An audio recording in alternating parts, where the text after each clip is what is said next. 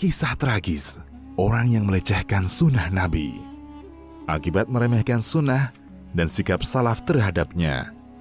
Dari Salamah bin Al-Aqwa radhiyallahu anhu, beliau berkata, ada seorang laki-laki yang makan di samping Rasulullah sallallahu alaihi wasallam dengan tangan kirinya.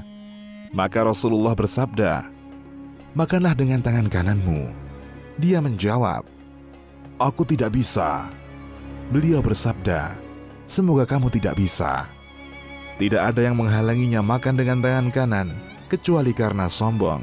Perawi berkata, dia, orang itu, tidak bisa mengangkat tangannya ke mulutnya. Hadis riwayat Muslim. Hadis di atas adalah salah satu contoh hukuman dan balasan yang disegerakan bagi orang-orang yang enggan mengamalkan sunnah Nabi Sallallahu Alaihi Wasallam karena kesombongan dan sikap meremehkan. Hukuman di dunia bagi yang tidak mengagungkan sunnah Nabi.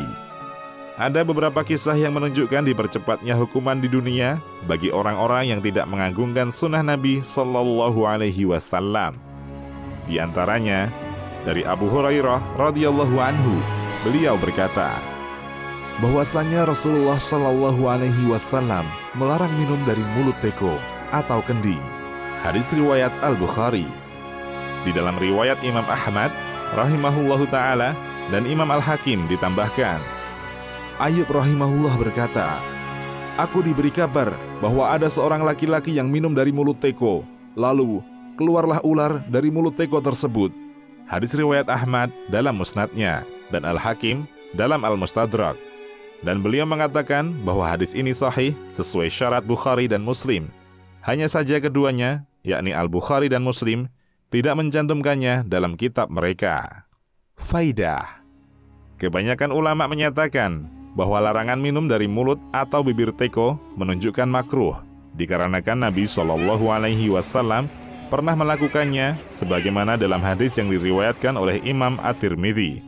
Hal ini sebagaimana dinyatakan oleh Imam As-Suyuti dalam Syarah Sunan Ibnu Majah dan yang lainnya.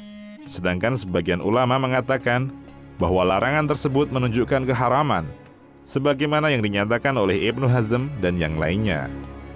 Mereka menyebutkan beberapa alasan di balik larangan tersebut. Di antaranya adalah apa yang disebutkan oleh Ibnu Hajar rahimahullah di dalam Fathul Bari, yaitu pertama, membuat air dalam teko menjadi bau, dan hal ini jika seseorang meminumnya dengan menempelkan mulutnya ke mulut teko atau bibir teko. Adapun jika tidak menempelkan, maka hal ini tidak terjadi. Kedua, bahwasanya yang minum air dari mulut teko, maka air yang masuk ke dalam kerongkongannya lebih banyak dari apa yang ia butuhkan, dan mungkin saja bajunya akan basah karenanya. Ketiga, mungkin saja di dalam teko tersebut ada binatang yang ikut masuk ke mulutnya dan dapat membahayakannya. Terlebih lagi jika teko tersebut berwarna gelap. Keempat, air yang masuk dengan cara minum seperti itu membuat air mengalir dengan deras dan dikhawatirkan bisa memutuskan urat-urat yang tipis yang ada di tenggorokan. Dari Abdurrahman bin Harmalah berkata, datang seorang laki-laki kepada Sa'id bin Al-Musayyib rahimahullah untuk berpamitan karena ia akan haji atau umroh. Lalu Sa'id berkata kepada orang tersebut, tetaplah di sini, janganlah berangkat dahulu sebelum engkau salat. Karena sesungguhnya Rasulullah Sallallahu Alaihi Wasallam bersabda, tidaklah keluar dari masjid setelah azan kecuali orang munafik, kecuali seseorang yang memiliki hajat keperluan dan ingin kembali lagi ke masjid. Lalu orang itu berkata lagi, sesungguhnya teman-temanku ada di Harrah, yakni nama sebuah tempat. Kemudian orang itu pun keluar. Maka Sa'id pun terus-menerus mengingatkan orang itu, sampai akhirnya beliau dikabarkan bahwa orang tersebut terjatuh dari binatang tunggangannya atau kendaraannya sehingga pahanya patah. Kisah ini diriwayatkan oleh Imam Ad-Darimi dalam Sunan Ad-Darimi. Abu Abdillah Muhammad bin Ismail At-Taimi berkata dalam syarahnya terhadap Sahih Muslim, aku membaca sebagian hikayat, yakni kisah, bahwa sebagian ahli bid'ah ketika mendengar sabda Nabi Shallallahu Alaihi Wasallam, bila salah seorang di antara kalian bangun dari tidurnya, janganlah ia mencelupkan tangannya ke dalam bejana sebelum ia mencucinya, karena ia tidak tahu di mana posisi tangannya ketika ia tidur. Muttafaqun alaih, Al-Bukhari dan Muslim. Ahli bid'ah tersebut berkata dengan nada memperolok-olok, "Aku tahu di mana posisi tanganku ketika tidur. Iya, yakni tanganku berada di ranjang." Maka keesokan harinya, ketika ia bangun dari tidur, ternyata ia telah memasukkan tangannya hingga siku ke dalam duburnya. At-Taimi rahimahullah berkata, maka hendaknya seseorang takut dari meremehkan sunnah Nabi, momen-momen yang tauqifi, yang seharusnya seorang diam dan tidak membantahnya dengan akal. Maka lihatlah bagaimana ia sampai pada kemalangan perbuatannya. Bustanul Arifin, karya Imam An-Nawawi. Dari Abu Hurairah radhiyallahu anhu, dari Rasulullah sallallahu alaihi wasallam bersabda, ketika seseorang berjalan dengan sombong, memakai pakaian indah, maka Allah menenggelamkannya ke dalam bumi, dan ia berada di dalamnya sampai hari kiamat. Lalu ada seorang laki-laki yang berkata dengan nada mengolok-olok, apakah seperti ini cara berjalannya pemuda yang ditenggelamkan ke dalam bumi itu? Kemudian Abu Hurairah memukulnya, dan ia pun terpleset, dan hampir tulangnya patah karenanya. Ibnu Khuzaimah rahimahullah meriwayatkan dari Ibnu Umar radhiyallahu anhuma. Beliau berkata, Rasulullah sallallahu alaihi wasallam melarang seseorang untuk mendatangi istrinya ketika pulang setelah safar atau bepergian dalam waktu yang lama pada malam hari. Kemudian ada dua orang laki-laki yang mendatangi istrinya, yakni pulang dari safar pada malam hari. Maka keduanya mendapati sesuatu yang dibenci dari istri mereka berdua.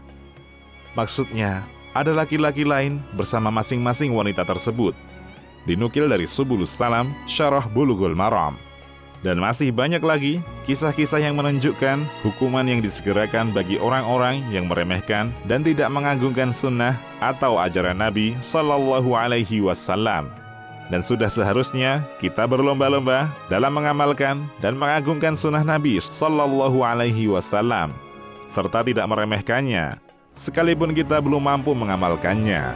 Dan hendaklah orang-orang yang meremehkan dan menertawakan orang-orang yang berusaha mengamalkan dan menghidupkan sunnah, seperti menertawakan orang yang memanjangkan jenggot, orang yang bercadar, bercelana ngatung, rajin sholat berjamaah, dan sunnah-sunnah yang lainnya, untuk takut dan berhenti dari perbuatannya sebelum ia mendapatkan hukuman di dunia sebelum di akhirat.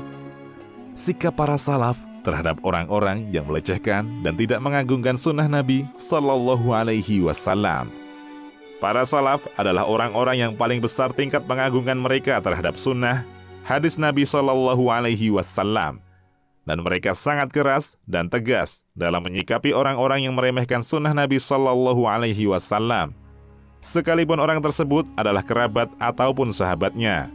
Di antaranya adalah kisah berikut, bahwasanya Abdullah bin Umar radhiyallahu anhuma berkata, aku mendengar Rasulullah Sallallahu Alaihi Wasallam bersabda, janganlah kalian melarang wanita-wanita kalian mendatangi masjid-masjid jika mereka minta izin pada kalian untuk itu.